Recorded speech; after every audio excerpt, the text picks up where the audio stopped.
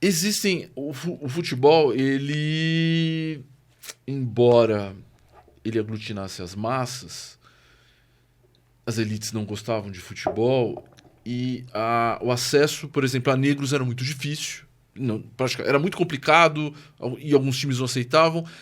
E colocaram talvez uma pecha, nem existiu fascismo ainda, mas que o Palmeiras fosse um time fascista, porque não aceitava negros, mas isso era uma coisa do futebol da época, era uma coisa do Palestra em relação a esse momento que não era só o Palestra, eram outros times, ou tinham pessoas que meio que já simpatizavam com o fascismo e outros caras que não. Como é que isso se deu, entendeu? Porque é uma coisa que ficou meio no imaginário, assim, entendeu? E que até hoje alguns torcedores ainda discutem isso. Eu vou fazer até uma provocação. Se essa entrevista estivesse sendo feita há 10 anos, muito provavelmente você não teria feito essa pergunta. 2014? 14 ou há 15 anos. Entendi o que você quis dizer. Essa questão do fascismo, ela é resultado de 2 fenômenos. O primeiro fenômeno é o fenômeno da internet. Onde você coloca qualquer coisa ali e viraliza. Muita gente. Né? O outro fenômeno é que de uns anos para cá, de 2015 para cá, o Palmeiras volta a ser um time protagonista. Porque ali entre 2002 e 2013 foi um terror. Né? Até 2013 ninguém falava de não ter mundial, de copinha, de fascismo, entendeu? Assim, assim parece ser uma tentativa de encontrar argumento para irritar o palmeirense. Então vamos lá. Mas o tema é relevante. Historicamente. O tema é relevante. Porque existe, assim, um fato é que os negros até terem uma ascensão no futebol demorou um tempo. Sim. A minha dúvida era uma coisa do Palestra, era uma coisa da época, e aí o Palestra estava inserido dentro do contexto. Exato. Então, eu acho o tema pertinente, tá? Você não tá bravo comigo, né? Nem um pouco. Não. Mas, essa foi o recado pros rivais que...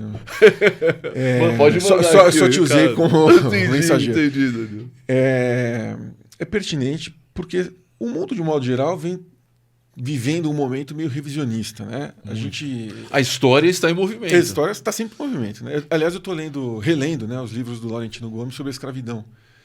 Porque, aliás, esse outro conteúdo que eu recomendo todo mundo a ler e reler, né? Tem livro que é tão bom que você tem que ler e reler. Laurentino, se um dia você quiser vir no podcast, eu vou te convidar. Vem aqui, será um prazer. Um convidado mais do que especial. E relendo sobre esse tema tão delicado, né? Eu, por algum motivo, também gosto muito de ler sobre esse tema. Esse fenômeno, entre aspas, revisionista, né? Sobre a escravidão, ele está muito forte nos Estados Unidos, na Inglaterra, que foram países que se beneficiaram demais em relação à escravidão, enriqueceram através desse... A escravidão era um negócio muito lucrativo, né? Muito lucrativo, tem uma distorção, além de desumano, enfim, não tenho nem palavra para qualificar. Né? Mas esse fenômeno de olhar para a história, porque é natural, né? Você olhar para o passado e fazer análise com distanciamento histórico, etc., eu acho que é importante. Então, a pergunta é pertinente e importante. O contexto da época é importante estar aqui na entender o que estava né? acontecendo. A gente está falando ali dos anos... A fundação do Palestra Itália, ela é antes do nascimento formal do fascismo. Então, talvez as ideias existissem, mas não era nada... Não era um movimento, digamos, orgânico, né? Assim, formatado, já... Isso começa a surgir na Itália a partir dos anos 20, do começo dos anos 20. Então, se você me disser assim, olha, ali os fundadores do Palestra Itália... tinha alguns fascistas? Tinha. Provavelmente tinha. Não, certamente tinha.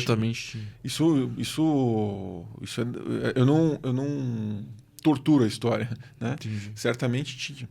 Só que o que ninguém comenta, ou que as pessoas esquecem de comentar, seja por ignorância, esquecimento ou má fé, é que o primeiro presidente do Palestra Itália, por exemplo, era um anarquista. Ezequiel Simone era um anarquista. Um dos principais... Caraca, um anarquista, o negócio já é... Exato. Acho que... já é um fascismo anarquista. O mencionado Vicente Ragonetti, que escreveu a carta que foi publicada no Fanfula para a divulgação do que seria a reunião de fundação, ele foi o que hoje a gente poderia colocar como um esquerdista. Não teria sentido ele ser racista. O Ragonetti certamente não era racista, né? Eu li todos os livros do Ragonetti, todos os artigos do Ragonetti. O Ragonetti era um cara que tinha, num certo sentido, um viés meio anarquista também. E é o que a gente talvez hoje pudesse chamar até de um cara humanista. Assim. Para a época, até era um cara diferente. E sim, existiam outros integrantes ali de diretoria, etc., que tinham simpatia pelo fascismo. Mas essa salada que era o Palestra Itália... Regiões diferentes da Itália. Regiões diferentes, ideologias diferentes, etc. Eu acho que esses exemplos que eu coloquei aqui dizem muito do que foi o próprio clube. Na fundação e por muito tempo. Até depois o clube fica muito grande e eu acho que essa conversa até perde o sentido, né? Falar em fascismo, etc. Porque eu vejo... às vezes alguns argumentos colocando como se o Palmeiras fosse um clube fascista hoje.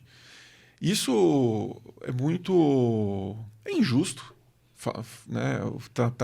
Você rotular qualquer pessoa ou entidade. Sim.